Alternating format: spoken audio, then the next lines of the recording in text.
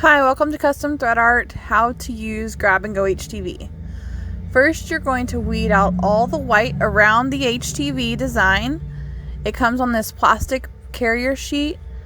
So next we're going to take a transfer mask that we sell here in the store, lay it sticky side up on a hard surface, take your HTV print and place it face down on that sticky side, and then take a squeegee and just make sure it's securely on the transfer mask.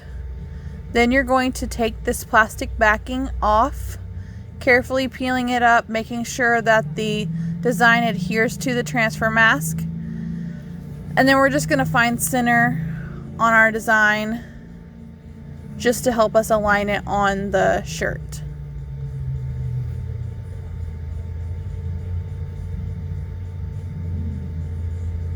Now we're going to take it to the press. We're going to pre-press the shirt for 5 seconds just to make sure all the moisture's out of it. And then we're going to line up our HTV on the center. We mark our shirts here at the store. You can do that however. We can also teach you how if you'd like to know. We're removing our tape and then we're going to just make sure that's pressed down.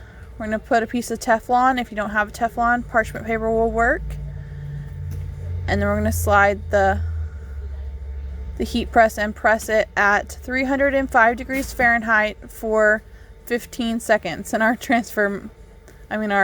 Teflon sheet came with it. And then you peel off your transfer mask, replace your Teflon or parchment paper, and we're just going to save that transfer mask because it's reusable for as many uses as you can get out of it.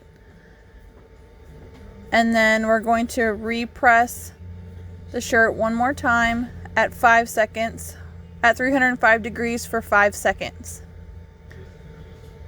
And that's just going to seal it on the shirt. And then that's it. You're all done. You have your design. Thanks so much for watching, and just let us know what we can demonstrate for you next.